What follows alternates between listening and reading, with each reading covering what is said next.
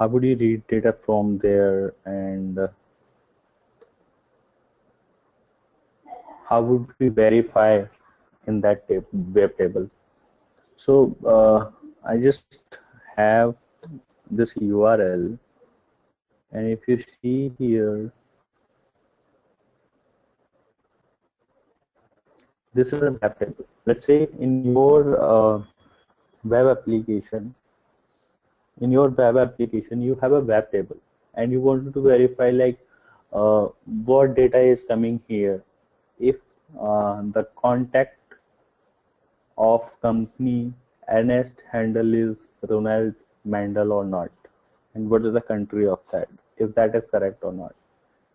If you wanted to verify the complete table, if the data that is coming is correct or not, then how would you go about it? Fine. So I'll just create one package.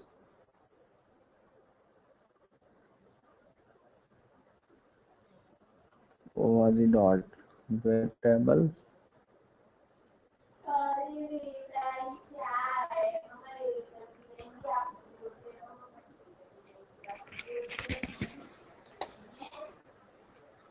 I would just create one class.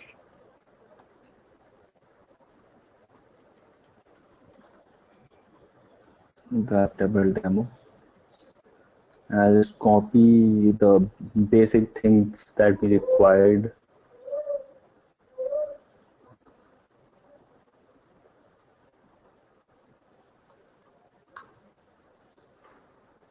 Fine. So now what we have is maybe first name we do not require, and we would require the app URL. So the app URL that we are using here is this one, and then this is the Chrome driver, the same things, and then we have got the driver object here. Now what we'll have to do is we'll have to go to that particular URL. So we'll call webdriver.get, and our app URL is app URL. Fine. So what we did is we just hit that particular URL. Fine. Now what we wanted to do is we wanted to read out this particular table. So if you go into this web page and if you do F12, so what you'll have?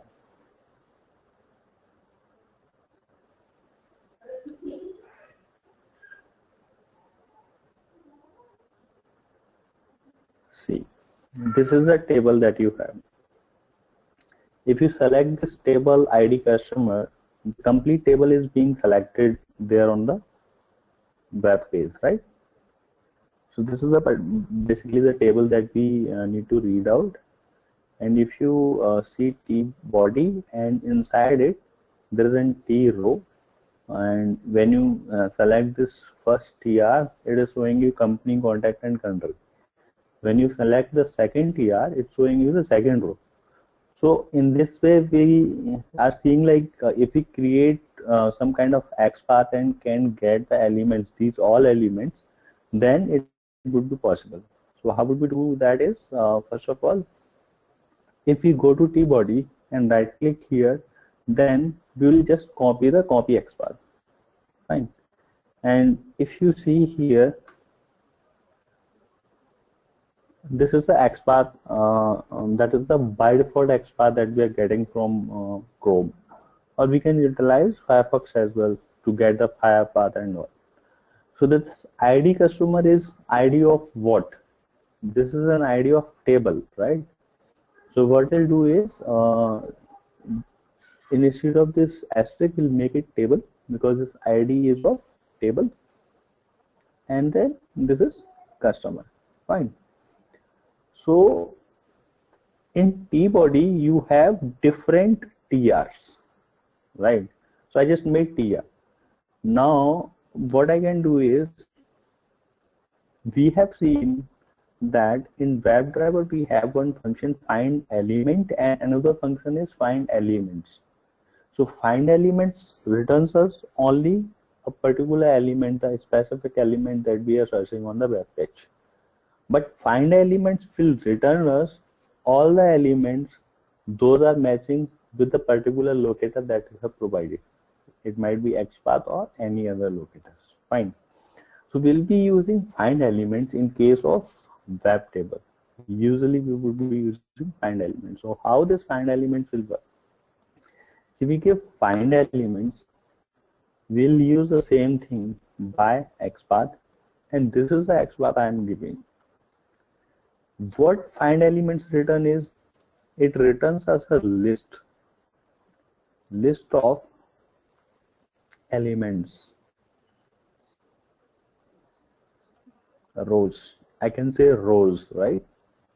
Because it is returning us the rows of that element. So I just imported the list uh, package java.utils, and this list is of type web element. Fine. So what basically I am getting is, when I'm giving / table / id @id customer / tbody and tr. So we are asking this find elements function to return us all the rows. All the rows, those are there inside table that having an id customer, and inside that there would be an tbody, and inside that there are tr. So in tr we are not specifically specifying like first row or second row or third row. We are just saying return us all the row. Fine. Since now you have got all the rows, what you can do is you can just loop through this for iterator, and then if you see m row is your list. So instead of this arg.length, if you do m row dot size, so whatever the number of rows you are getting, till then we will be looping through this uh, loop so that we get all the rows. Fine. So when it comes the loop, whenever it will run first time, it will have amrows dot get. In get you can specify like at word index dot. Now you can do get text. If you do get text, you would be getting the text of that particular element. So what if you print this particular text? What it will give? We'll run this through and we'll see what it is doing and what it will give us.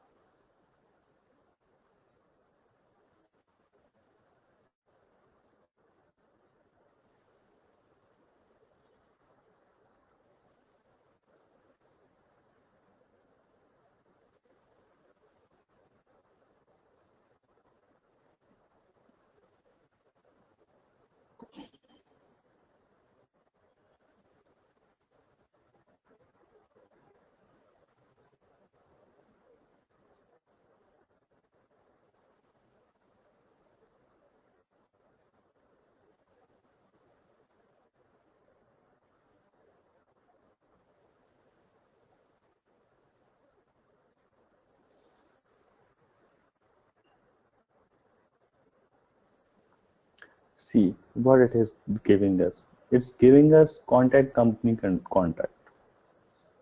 contact company and country. So what is this contact company contact and country? This is what we are getting. In all of the rows we have got the same thing. Why it happened, that we'll see.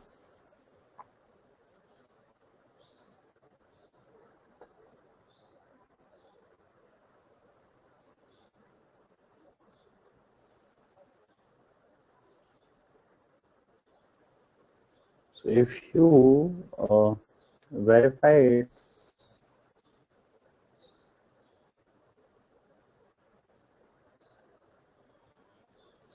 so it's giving tr, and in tr it is th, right? And in this particular tr, if you see, there is an td. So basically we have to fetch the data from tds, not tr. So we'll modify this script a little so that we go to that particular TD and fetch the details. Fine. Here we have got all the TR. Now what we'll do is we'll create an XPath that will have TD index as well.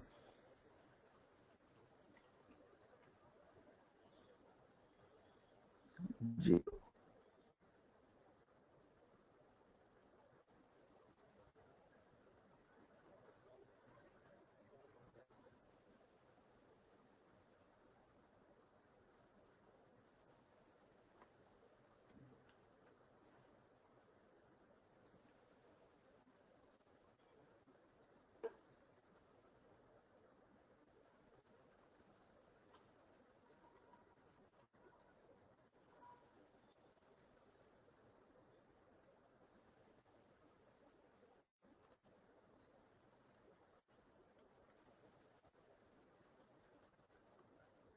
Hello, Manoj. Yes. Okay, yeah, Sorry. no, I didn't hear anything, so I just wanted You are not hearing anything. Hello. My voice is not coming there. no, last part, 2 minutes of it. Last 2 minutes only. Yeah, Okay, now it's fine. yeah, Okay. So what we are trying to do here is we are trying to get the details from TDs. If you see here, we have TRs. Inside that we have TH, and in the second TR, if you see, we have TDs. So we wanted to fetch the details from these TDs. So when we executed this particular code, that there we fetch this TR, and if we are oh, basically we have given T0 here. We have to give the index here. So I'll just comment this and then I'll execute it again. You know, like here we given hard-coded T0. So that is why it reads every time from zeroth index of it, right? If I do give I, that is dynamic value, and it will ever change with 0, 1, 2, 3, 4, whatever the size of this, then it will print this. So let me execute it again and we'll see what happens now.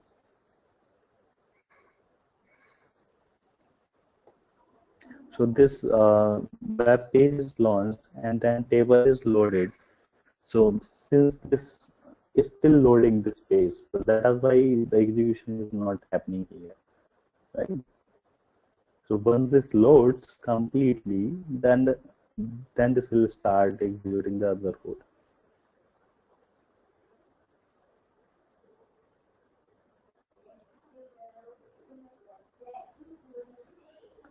Fine, the code is executed now. So if you see what you are getting in first line, you are getting company, contact, and country.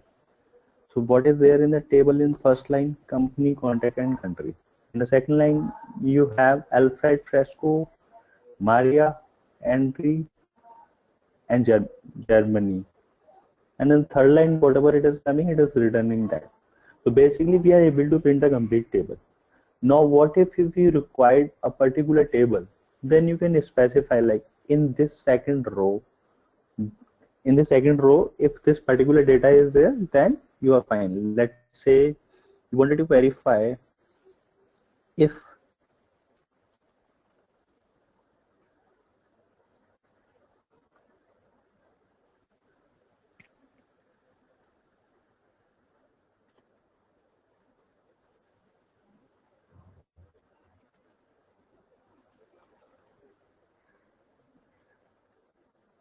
dot this contains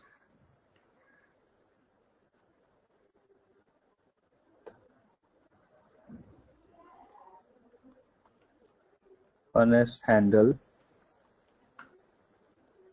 then say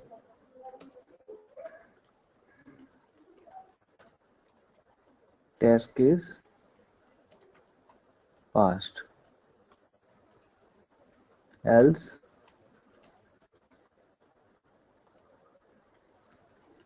failed. You are saying if this particular table does have the name that we are looking for, then you will mark your test case as passed. If not, then you will mark it as a failed.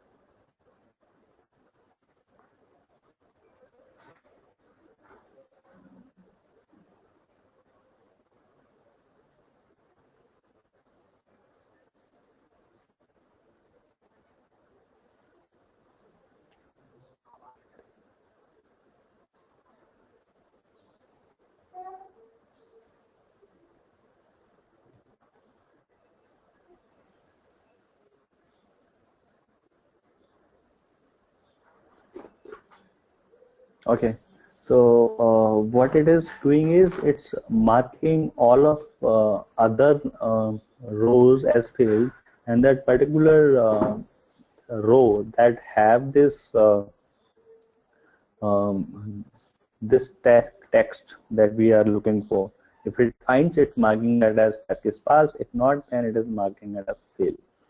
Fine. So this is how we can validate the things. But what if you wanted to verify in a particular row? In a particular row, if you wanted to verify if that particular row does have mm, a particular text or not, then in that case, what you will do is you will have to create your XPath. And how would you do that is this way. String column.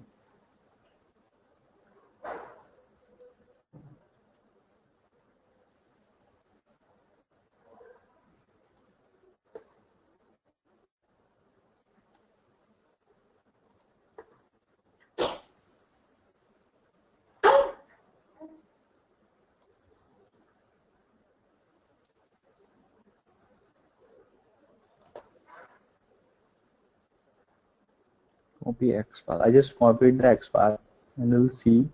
See, this is how. If I wanted to fetch data from this third row and first TD, then this is how the XPath would come. But this is hard coded. If I wanted to have this dynamic, then I would create this way tr, and then I would have this td, right?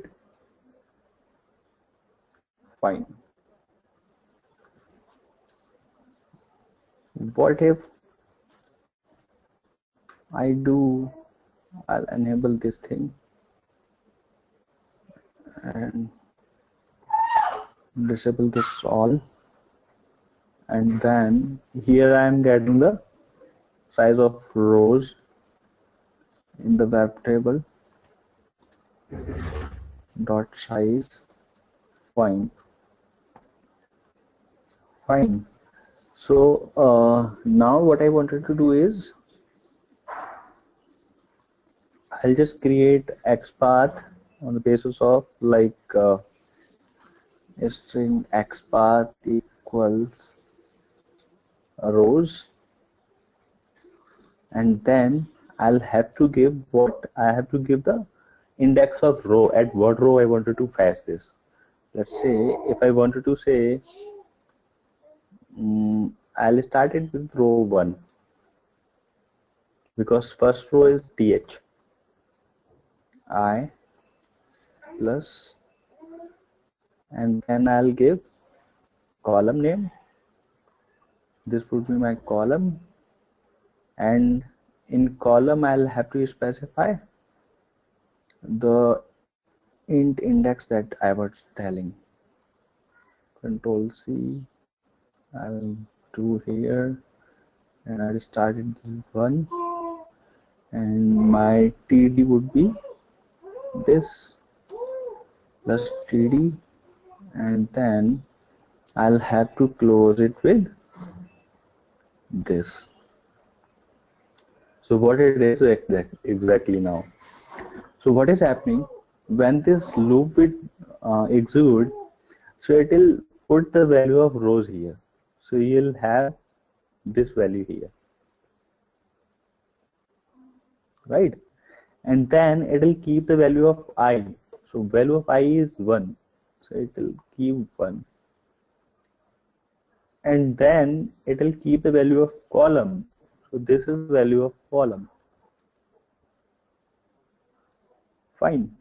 And then we are keeping the value of tab index, TD index. So TD index would be 1, right? And then we are keeping this sign. So what is happening is it created an XPath for first row and first TD, right?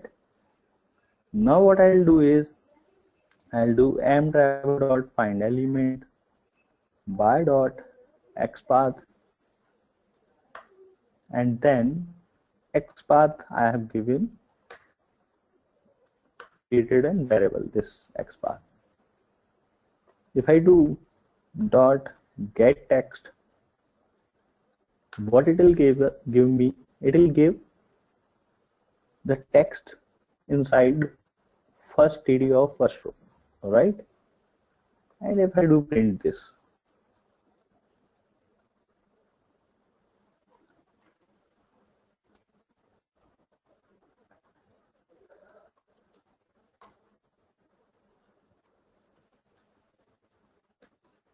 fine. See, row would, this ith index would automatically increase because we are in a loop, but this TD index is hard coded as 1, so it will not increase. Then in that case, what you can do is we can increase it with the help of TD index plus plus. Fine. Let's execute it. What it will do, we'll see. Fine.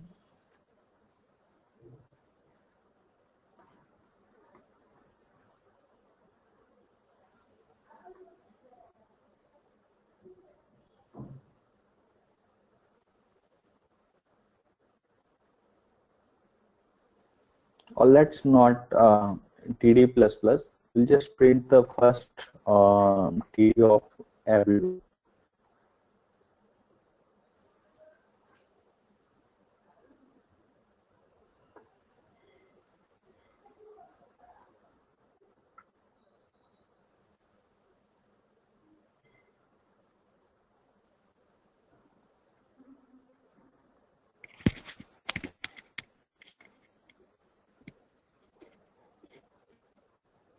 This web table is a very critical thing to handle in system. In QTP, we do have like we can define a table. What happened? Something happened. It's saying this is not found here.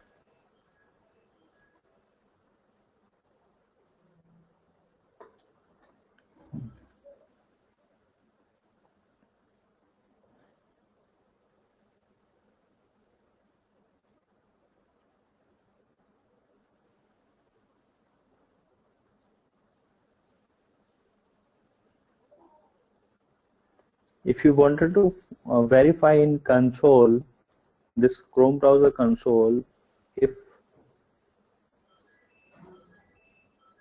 in Chrome browser console, if you wanted to verify if the things are working fine or not, the XPath is correct or not, what it is doing, then this is how you can do. $X will help you to verify it. Fine, and then you can provide your XPath in $X, and once you provide that and hit your enter, then it will let you know the number of elements here are coming 0. So you basically do not have that particular element. Why? We'll see that.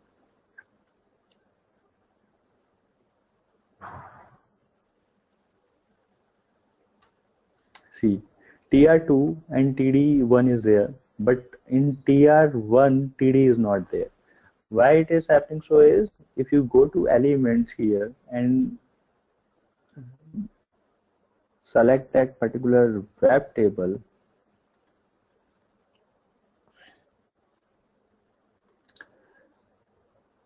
So what you see, this is a TR1, and TR1 you have TH, not TD, while in TR2 you have TD. So that is why it did not work, because it was expecting in TR1 a TD, but we found one TH, not TD. So if you wanted to get the details of this particular row, this TH, then we'll have to give TH instead of TD. So if we give TH, then it is able to find. It's saying one TH is there. So now we can get the details of that. Since we are fetching the details of rows, so we'll start from TR2, because TR2 does have the actual data of the rows. Fine. So this is how we'll get. So now we'll execute it again and we'll see.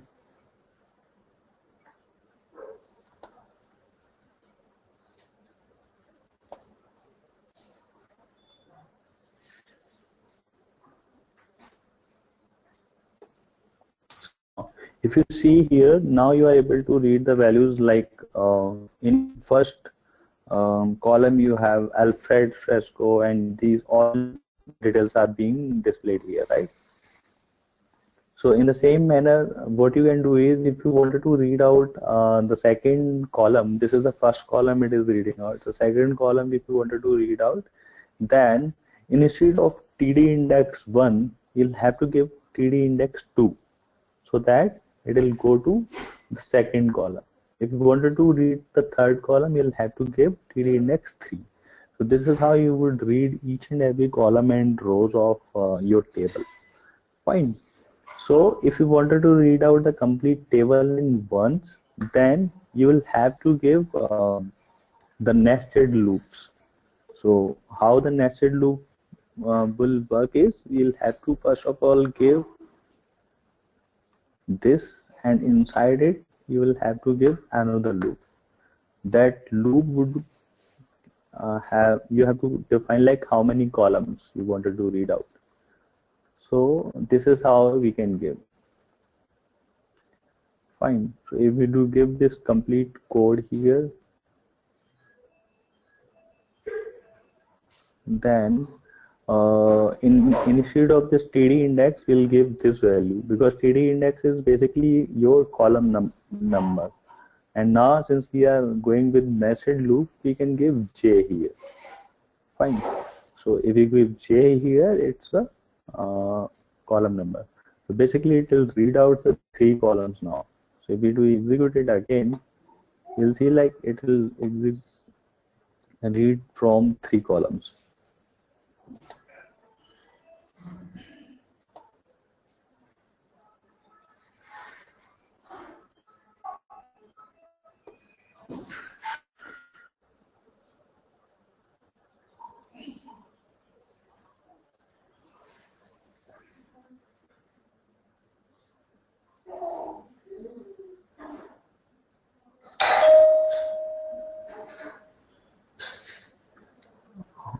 One second.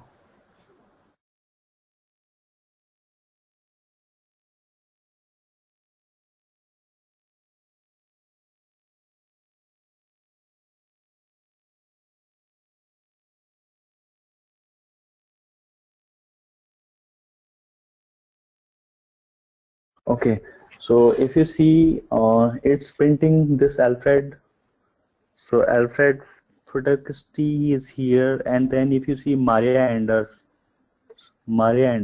this is in column second, right? If you see this Centro Commercial, it's in first column, and the Francisco Cheng is in second column.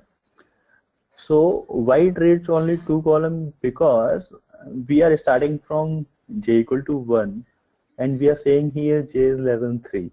Less than 3 means 2.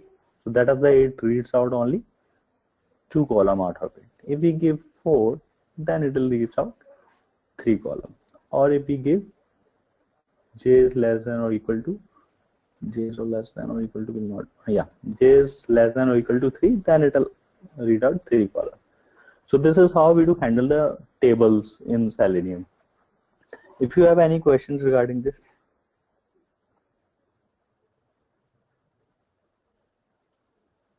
No, Manoj.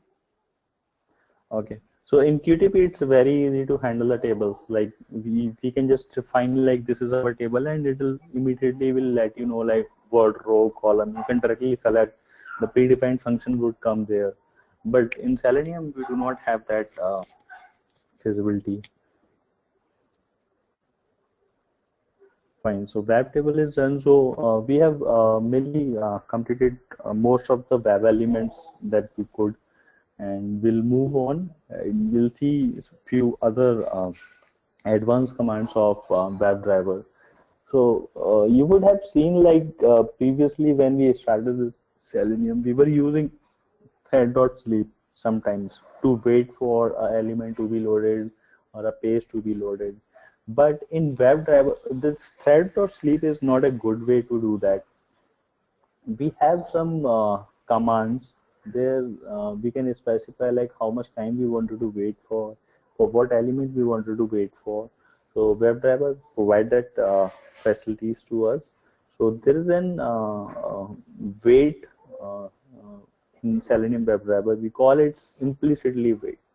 So implicitly wait means like we we are telling Selenium that we would like to wait for a certain amount of time before throwing an exception. Mean um, if some web element is not available on that page, so what Selenium WebDriver will do is it will automatically and immediately will throw an exception. But we wanted to tell Selenium you wait for this particular time, and after this time also if the element is not displayed then you can throw an exceptions.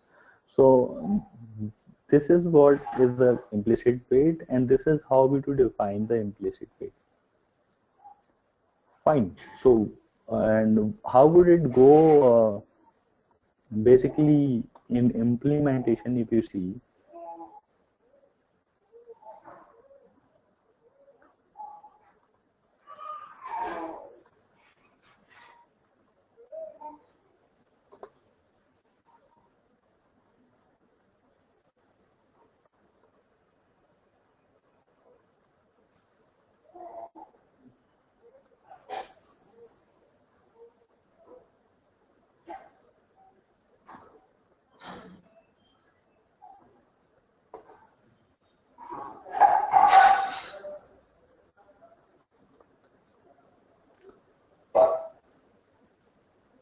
sorry, I have to take the main method.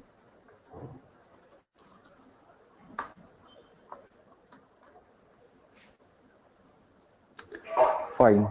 So how would it goes in implementation is, so here we do get the WebDriver object, right?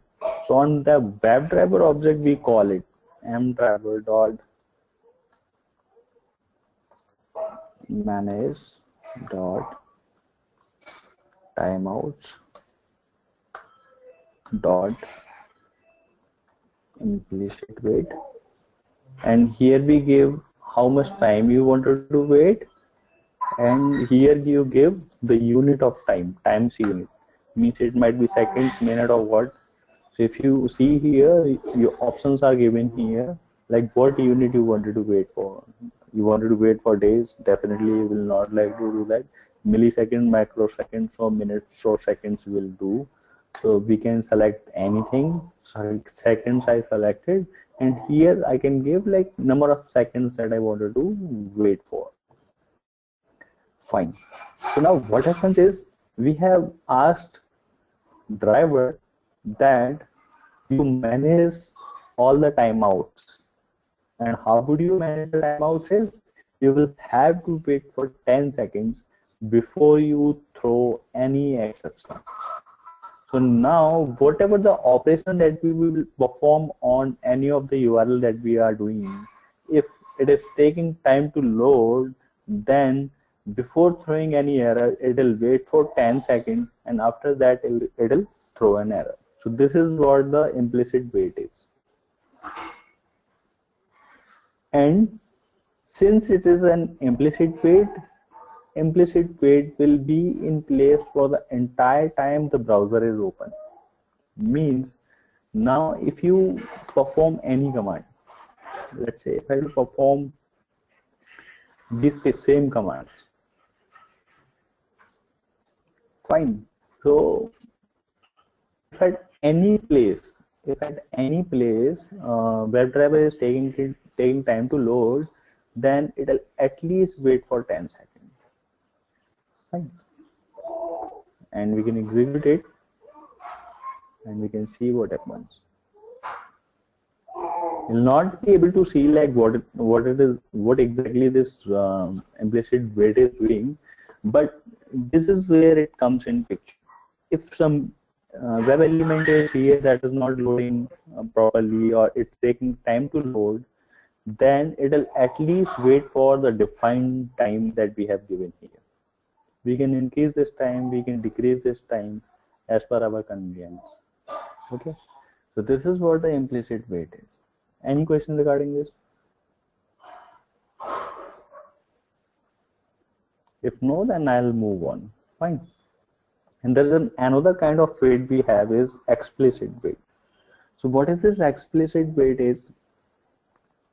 It just defines the maximum amount of time to wait for a condition.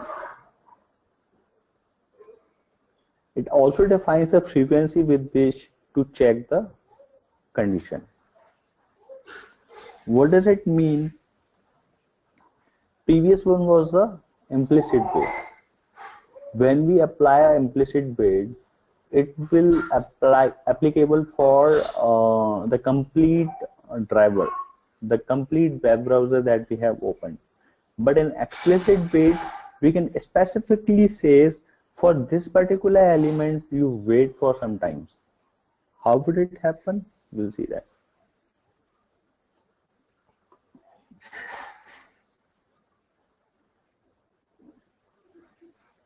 I'll comment it.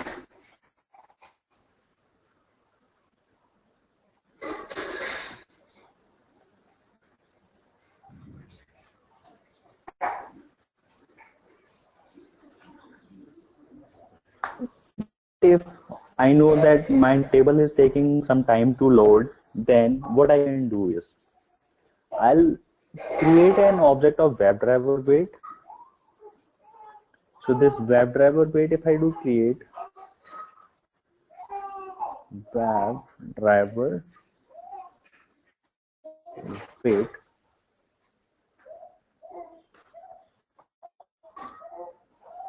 wait equal to new WebDriver wait, and it is asking you the object of your driver that you created.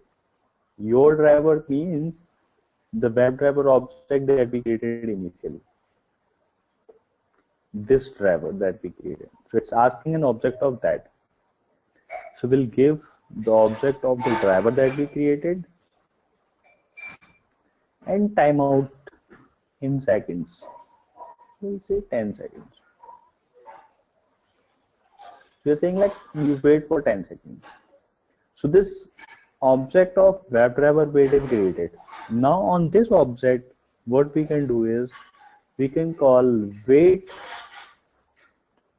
until, and until we have some specific ways to define like what we wanted to do. Until means like what we exactly wanted to do. Expected condition is an class. If you see, expected condition is one of the class we have. Expected condition dot, sorry, it's expected conditions dot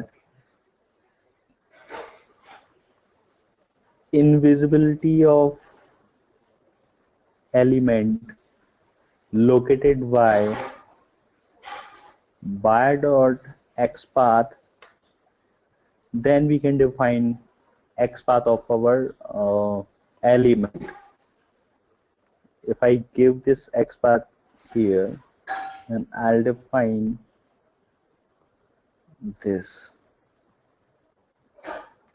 So what basically we are doing here, when we define the implicit wait, we were not telling Selenium WebDriver like you wait for this particular element.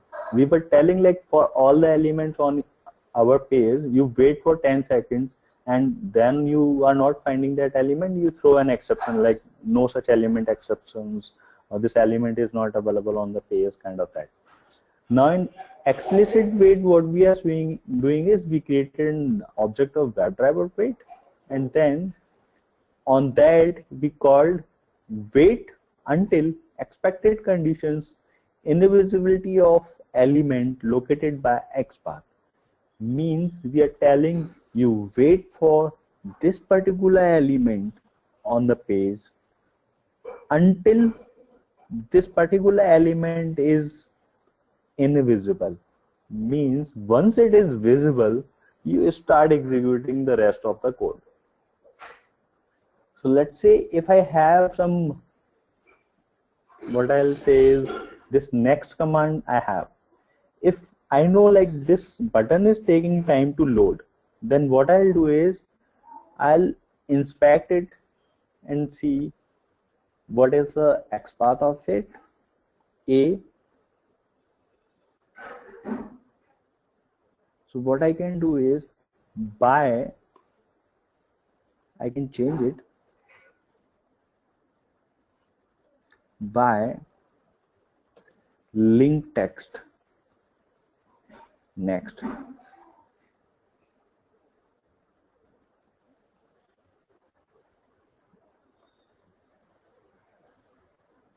Or some special character is coming here.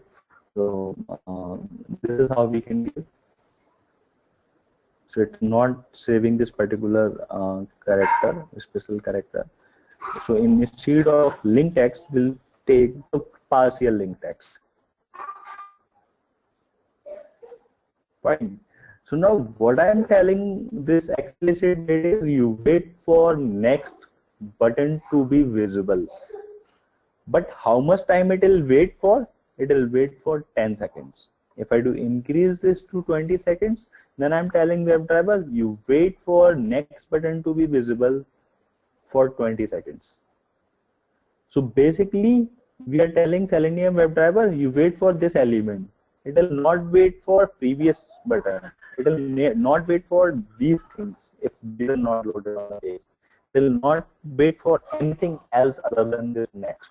But in case of implicit wait, it was waiting for the complete phase. But in case of explicit wait, I'm explicitly defining like for which element I wanted to wait for. Fine. So this is what is explicit wait we have. Fine. Clear?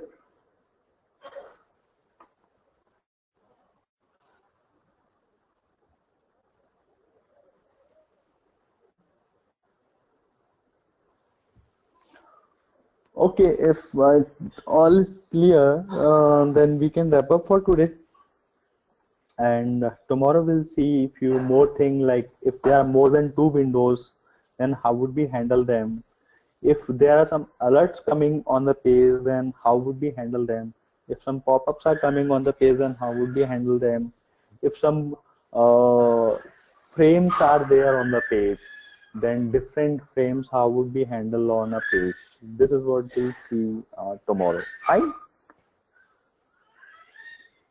Fine, Sravali? Able to hear me, Sravali? Hello? Yes, Manoj. Yes, actually, I'm not able to unmute. I can hear you. Okay. Okay. Fine. So this is what we have today, and tomorrow we'll try to wrap up many of the things. Fine. Tomorrow? Okay, sure, Manoj. Fine.